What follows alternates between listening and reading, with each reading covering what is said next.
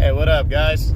So coming to you this morning, gonna do my last mid-year top 10 featuring the number one division in boxing still, the welterweight division. This division is just continues to grow and get better. Sorry guys, hold on one second. Putting my sunglasses on here. So, yeah, welterweight division just keeps getting better and better. You know, it stays strong. We went back to just doing the top 10, so no more top 15 in this weight class. I'm just doing top 10s in every division now.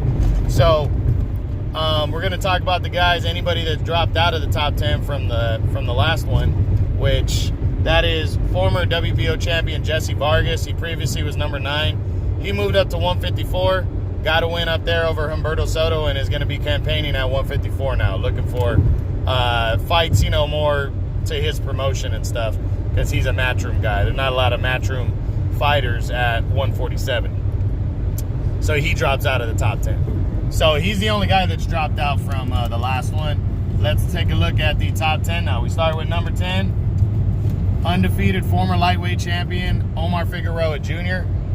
He wasn't ranked before, so he's getting the number 10 spot, and he got big news. He's returning Saturday, July 20th on the Pacquiao versus Thurman undercard pay-per-view on Fox pay-per-view, and he's taking on Yordenis Ugas, who is my, you know, I'll get to him in a minute, but he's my number 7 welterweight, and this is a big-time welterweight showdown right here.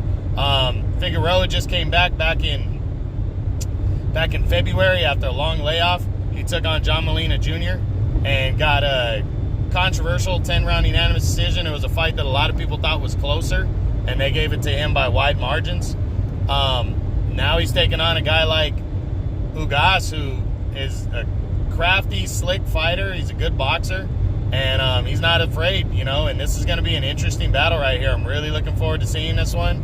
That's Saturday, July 20th on Fox pay-per-view. I'm picking Ugas to beat Figueroa. I wouldn't be surprised if Figueroa wins this one, but he's got to dig deep, and it's coming up quick. So Saturday, July 20th on Fox pay-per-view. Next at number 9, moving up one spot from number 10, is former 140-pound champion, junior welterweight. That's Sergey Lipinets. Lipinets made his debut at well, not his debut, but it was his second fight at welterweight, and got his career best win back in March over Lamont Peterson. And now he has already signed on for his next fight. He's returning on the Pacquiao Thurman undercard as well on Fox pay-per-view, when he takes on former world title challenger John Molina Jr. This is a big fight right here for Lipinets. Coming off his biggest win, he wants to keep rolling, taking on a slugger like Molina, who is not afraid to fight. This is going to be a good fight right here. I think Lipinets is going to wear down Molina, stop him late, or get a deserving decision here. But I think it could end up being a dogfight too. These guys are two guys that come forward that aren't afraid to fight. It's going to be good. Saturday, July 20th, Fox pay-per-view. Next, and still number 8, is Jeff Horn, former WBO champion. Well, Horn's been flirting after his last fight, moving up to last November against Anthony Mundine, meeting Mundine at a catchweight of 157. He's been pretty much flirting with fighting at 154 or 160, but he also said coming back down to 147 was going to be his, you know, if he got a big enough fight. Well, that's not going to happen. He's going to be returning to 154, or he's going to be returning at a higher weight class. I think in August he's going to take on Michael Zafara, another Australian guy, at 154 pounds. So, you know, that's pretty much what he's doing next. That just got announced the other day. You know, I'm going to officially rank him there once he fights at 154. I'll pull him out of here. So come August, he should be out of the welterweight rankings, but I've been waiting around for him to do that, so we'll see. Next and still number 7 is former world title challenger Yordenis Ugas. You know, Ugas got a controversial decision going against him, against Sean Porter back in March. He was really upset about that because that was his first title shot. I didn't think he was going to be able to land a big-name opponent, and he did. He's coming back in July 20th on the Pacquiao Thurman undercard, and he's taking on Omar Figueroa Jr., the undefeated former lightweight champ. And you know what? I think Ugas is going to beat him. I think his style is built for a guy like Figueroa, who just comes straight forward. And I think Ugas is going to pull off a decision here and move his way back into the title picture. So big time matchup right here. His best ranking is number 5 by the WBC. I'm not sure if this is going to be an eliminator or not. It should be, because these are 2 top 10 welterweights. But it's going to be a good fight right here. Saturday, July 20th, Fox pay-per-view. The Pacquiao-Thurman undercard. Don't miss it. Next, at number 6, he drops from being tied for 5th, is WBA regular champion Manny Pacquiao. A couple months ago, we got the big news that Pacquiao and Thurman were going to be fighting Saturday, July 20th, Fox pay-per-view. That fight's coming up quick. It's going to be a good one. I can't wait to see it. It's a fight that I really think could go either way, but I'm picking Pacquiao to win this fight by a close decision. But again, it's a 50-50 fight. I really think it could go either way, and I can't wait to see it Saturday, July 20th on Fox pay-per-view in the main event. Next, at number 5, he was tied for 5th before. That's Danny Garcia. He's currently the WBC's number 1 ranked contender. There's been a lot of talks about him fighting Mikey Garcia in a welterweight showdown, but that fight has not been confirmed. They originally talked about August 31st. Then I heard the fight was getting pushed back into the fall. Now, that fight might not happen at all. So I really hope it does get done, because Danny Garcia is kind of the odd man out right now. It looks very likely that Errol Spence is going to face Sean Porter in a unification bout, and then you got Pacquiao and Thurman fighting this month as well. So Danny, for the second half of the year, he's kind of the odd man out. He needs a big fight. He's coming off a big win over Adrian Granados, and he needs a big fight. I think Mikey Garcia would be a great opponent for him. It'd be a good fight, and I think he'd be the favorite coming in because he's a bigger man. So going to be interesting, but I really hope that's the one. If not, I hope he gets a decent-sized opponent for his next fight later on in the year. Oh, yeah, and Danny fought April 20th against Adrian Granados. He destroyed him with a 7th-round TKO. So he's really rolling. That was an impressive win. I think he scored like 3 or 4 knockdowns in that fight. Next, and still number 4, is his reigning WBC champion, Sean Porter.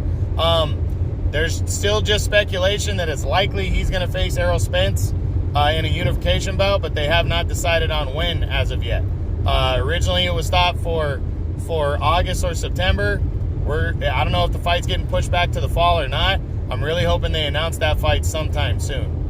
Next at number 3 is Keith One-Time Thurman. He got the best news of his career, that the biggest fight of his career is coming up. He's returning Saturday, July 20th on Fox pay-per-view in the main event against the Pac-Man, Manny Pacquiao.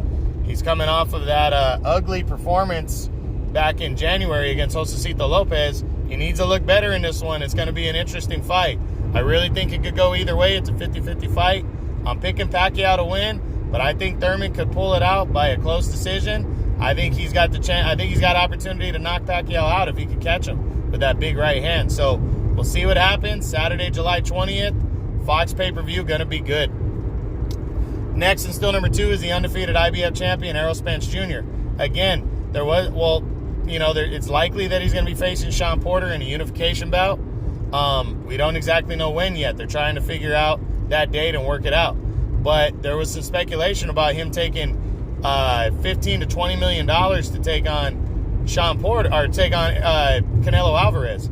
I haven't heard anything about that. It doesn't look like that he's still a likely opponent for Canelo, but you never know. And he hasn't decided on his next fight yet. So things are kind of up in the air. I truly believe it's going to be Sean Porter, and I hope that fight gets announced next. Not sure if that fight happens before the next the next top 10, when we do the third quarter top 10s.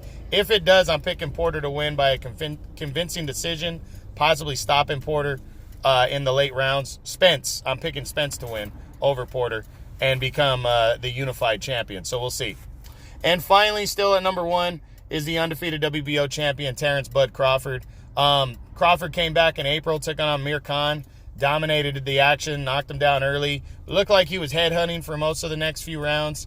Finally, after a low blow landed on Khan, Khan decided to just quit in his corner, and it ended up being a 6th-round TKO win for Crawford. So, no surprise that he beat a guy like Khan, but, you know, it was a way to stay busy. They're talking about him fighting Kell Brook next, former welterweight champ. They're trying to work that out. He might be going to England to do the fight. So, going to be interesting to see what happens. Crawford still is the best in my opinion, but it's very close between him and